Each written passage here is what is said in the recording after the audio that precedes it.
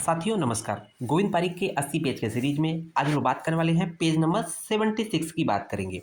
देखेंगे page number 76 का पहला पॉइंट क्या है। यहाँ पर देखिए ऊपर लक्षण लिखा हुआ है और कुछ लक्षण है, कुछ धातु क्षय के बारे में बोला गया है। तो पर्टिकुलर धातु क्षय में कौन सा लक्षण मिलता है इसके बारे में यहाँ पर मुख्य रूप से देखेंगे। तो यहाँ पर देखेंगे पहला पॉइंट है सिरा शैथिल्य। सिरा में शिथिलता, इसका मतलब सिराएं लूज होगी। तो वो किसकी वजह से होता है? रक्त क्षय की वजह से होता है। क्यों रक्त क्षय? क्योंकि सिराओं में खून बहता है, इसलिए जब सिराओं में खून कम हो जाएगा, क्षय हो जाएगा, तो सिराएं शिथिल हो जाएंगी, लूज हो जाएंगे। ओके, याद जाएगा। सिरा पूर्णता, स्वाभाविक बात है। सिरा पूर्ण मतलब सिराएं अपना पूर्ण है, भरी है, इसका मतलब रक्त वृद्धि का लक्षण होता है। ओके, कोई डाउट नहीं है। सिरा धमनी शैथिल्य। धमनी शैथिल्य देखेंगे तो यहाँ पर धमनी की बात कर रहा है, धमनी में शिथिलता आ रही है, इसका मतलब मांस क्षय। सुश्रुत ने बोला है मांस क्षय। ओके, तो इसको कैसे याद करेंगे कि धमनियों में शिथिलता है। अभी हम लोगों ने देखा सिरा में शिथिलता थी तो रक्त क्षय था, लेकिन धमनी में शिथिलता हो जाएगी तो मांस क्षय हो जाएगा। तो इसको ट्रिक याद करना पड़ेगा। सिराओं में तो खून बहता है, वो सिंपली याद हो गया, लेकिन धमनियों की बात करेंगे तो मांस में धसी। मांस में धसी तो मांस मतलब मांस क्षय हो जाएगा, और धसी मतलब ध से धमनी, सी से शैथिल्य। धमनी शैथिल्य में मांस क्षय होता है, ठीक है ना। मांस क्षय में धमनी शैथिल्य होता है। ओके, याद रहेगा। मांस में धसी। उसका देखेंगे संधि शून्यता। संधि शून्यता अर्थात संधियों में शून्यता क्या हो जाएगा? मेदोक्षय। तो संधियों के जो ज्वाइंट्स के चारों तरफ क्या होता है? मेद होता है, एक तरह से मान के लिए। तो क्या होता है, इसको कैसे याद करेंगे? संसु का मेद। कैसे याद करेंगे? संसु, संधि शून्यता मेद क्षय, संसु का मेद याद रखिएगा, तो याद रहेगा ट्रिक से। ओके, उसके बाद एक कटी शून्यता। कटी मतलब कमर, मोटा मोटा मान लीजिए कटी कमर। कमर में देखते हैं कि चाहे मेल हो फीमेल हो, कहीं ना कहीं कटी कमर फैट डिपोजिशन होता है। तो फैट डिपोजिशन होता है, इसका मतलब मेदोक्षय, वाग्भट ने बोला है। तो कटी शून्यता जो है मेदोक्षय में होता है। ओके, कमर में फैट डिपोजिशन होता है, याद रहेगा कि कटी शून्यता में कटी कमर में फैट डिपोजिशन था, मेदोक्षय हो जाएगा। ओके, उसको देखें संधि शैथिल्य। संधियों में शिथिलता की बात कर रहा है, संधि शैथिल्य। अस्थि क्षय और कफ क्षय। अस्थि क्षय और कफ क्षय दोनों को याद रखेंगे।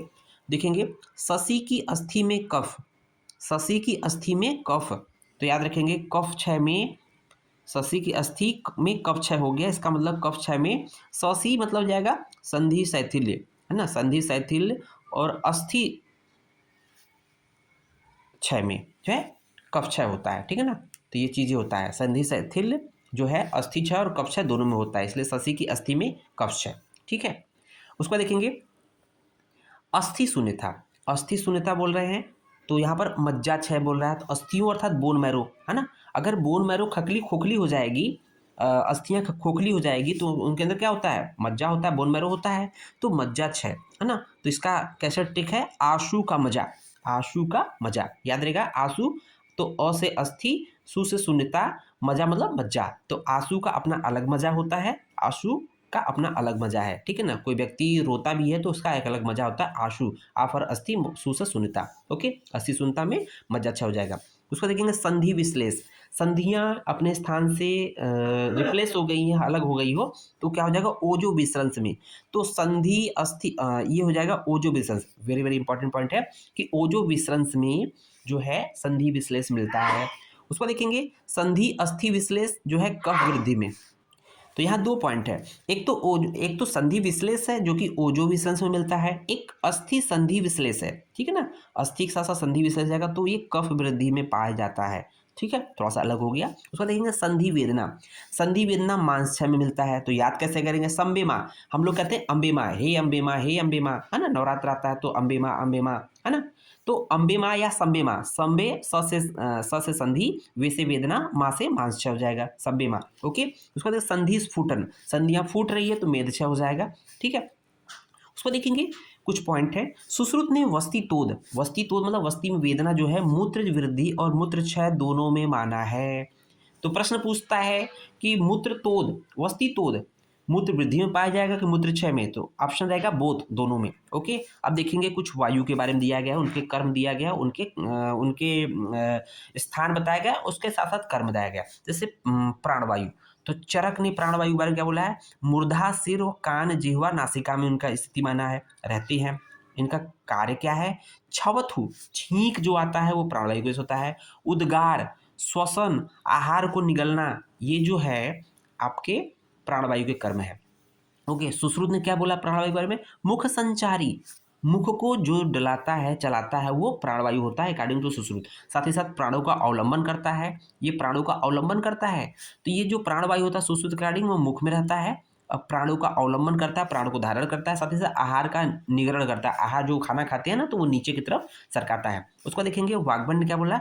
मूर्धा में स्थित होता है प्राणवायु और उर्ध्व कंठ प्रदेश में विचरण करता है। मूर्धा में स्थित होकर उर्ध्व कंठ प्रदेश में विचरण करता है। ओके, ये तो बोला वाग्भट ने। कर्म क्या है अकॉर्डिंग टू वाग्भट? स्टीवन, है ना। स्टीवन मतलब जो थूकते हैं, छवथु छींकते हैं, निश्वास जो सांस अंदर की तरफ लेते हैं, ये काम जो है वाग्भट ने बोला है प्राणवायु के।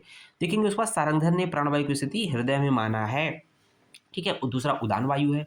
उदान वायु चरक ने नाभि व कंठ में स्थित माना है। स्वाभाविक बात है, उदान वायु नाभि व कंठ माना है। उसका कार्य क्या है? वाक प्रवृत्ति, बोलने का जो प्रयास करते हैं वो उदान वायु जैसा होता है। प्रयत्न, ओज, बल, वड आदि का संपादन जो है ये उदान वायु की तरफ होता है। ये तो बात चरक की थी। सुश्रुत का देखेंगे उदान वायु में, तो ऊपर की ओर गमन करने वाला भाग जो ऊपर की तरफ गमन करता है वो उदान वायु है ना। तो भाषण, जैसे अब बोलते हैं तो उसमें वायु आती है, गाना गाते हैं तो उसमें आती है, आदि क्रिया जो भाषण गान आदि क्रियाओं में क्या जो है उदान वायु के। वाग्भट ने क्या बोला उदान वायु के बारे में? उरह स्थान में स्थित होता है अर्थात थोरैसिक रीजन में रहता है। नाभि नासा व कंठ में गमन करता है। साथ ही साथ का कर्म क्या है? वाक प्रवृत्ति, जो बोलने का प्रयास करते हैं, वाक को प्रवृत्त कराना, वाणी को प्रवृत्त करना। प्रयत्न, ओज, बलवड़ आदि कर्म होता है उदान वायु का। ब्यान वायु वेरी वेरी इंपॉर्टेंट है। चरक ने संपूर्ण शरीर व्याप्त बोला है। चरक ने क्या बोला? ब्यान वायु संपूर्ण शरीर व्याप्त है। इसका कार्य क्या है? गति, प्रसारण, आक्षेपण आदि कर्म होता है। ओके, सुश्रुत ने क्या बोला है? कुछ ज्यादा इंपॉर्टेंट बोला है, सर्व शरीर व्यापी। इन्होंने भी बोला है कि सर्व शरीर व्यापी है। पूछता है कि कौन सा वायु संपूर्ण शरीर व्याप्त है? ब्यान वायु है। ठीक है, स्वेद व रक्त का श्रवण कराता है। वही स्वेद जो पसीना निकलता है शरीर से वो ब्यान वायु की वजह से निकलता है। साथ ही साथ रक्त का जो शरीर से रक्त निकलता है कट पी जाने पे वो भी ब्यान वायु की वजह से निकलता है। वेरी वेरी इंपॉर्टेंट है रक्त संवहन अर्थात रस सर्कुलेशन। रस का जो एक सर्कुलेशन होता है, जिस तरह से ब्लड सर्कुलेशन होता है उस तरह से रस सर्कुलेशन होता है, रस का संवहन होता है, वो किसके द्वारा होता है? ब्यान वायु के द्वारा होता है। ओके, जो कि संपूर्ण शरीर में होता है। वाग्भट ने क्या बोला है? हृदय में स्थित होता है ब्यान वायु और संपूर्ण शरीर संपूर्ण शरीर चर, गति, प्रसार, आक्षेपण आदि निमेष आदि क्रियाएं कराता है। समान वायु देखेंगे। समान वायु जो है वो अग्नि से आसपास रहता है। ठीक है, तो समान वायु क्या करता है? मल का पृथक्करण करता है। चरक ने क्या बोला है? स्वेद, अंबु व दोष व स्रोतों में आश्रित होता है।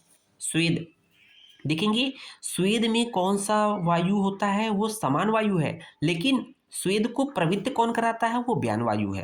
ध्यान दीजिएगा, ये दोनों में अंतर है, अक्सर पूछा जाता है ना। तो यहां पर आपने देख लिया कि ओके, तो यहाँ पर समान वायु देख रहे हैं कि चरक ने स्वेद, अंबु व दोस्व स्रोतसों में आश्रित होता है। तो स्वेद, अंबु, स्वेद व स्रोतस, अंबु व स्रोतस और दोष व स्रोतस में ये समान वायु आश्रित होता है।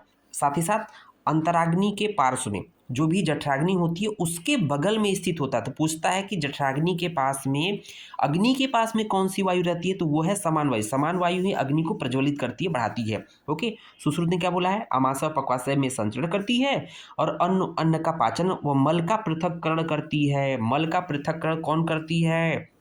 एक तरह से फीकल मैटर फॉर्मेशन में बहुत महत्वपूर्ण भूमिका निभाती है समान वायु। देखेंगे वाग्भट ने पाचकाग्नि के समीप स्थित होता है। तो सभी ने बोला कि अग्नि के समीप समान वायु होती है। अपान वायु की बात करते हैं तो चरक ने बोला है वृषण, वस्ति, मूत्रेंद्री और नाभि, उरु, वंक्षण व गुदा में स्थित होती है। ठीक है, जबकि नाभि और उर में उदान वायु बोला गया है। ठीक है, नाभि उर में उदान वायु बोला गया है, साथ ही साथ नाभि और में अपान वायु भी है, क्योंकि ठीक है। और साथ ही साथ कर्म क्या है? वीर्य, मूत्र, पुरुष, आर्तव व गर्भ का धारण व निष्कासन। मतलब जो वीर्य का धारण होता है, मूत्र का धारण होता है या निष्कासन, है ना, उसको पकड़ मतलब शरीर में बनाए रखना या निकालना। वीर्य, मूत्र, पुरुष, आर्तव व गर्भ का को बनाए रखना या उसको निकालना, ये काम है अपान वायु का। ठीक है, जैसे कहते हैं ना कि गर्भपात हो गया, तो गर्भपात में कौन सी वायु रिस्पॉन्सिबल है? अपान वायु रिस्पॉन्सिबल है। सुश्रुत ने बोला पक्वाधान में स्थित होता है। पक्वाधान एक तरह से लार्ज इंटेस्टाइन बोलते हैं। और वाग्भट ने बोला श्रोणी, वस्ति, मेड्र में स्थित होता है। इस तरह से ये वाला पार्ट कंप्लीट होता है। उम्मीद है वीडियो पसंद आया होगा। धन्यवाद।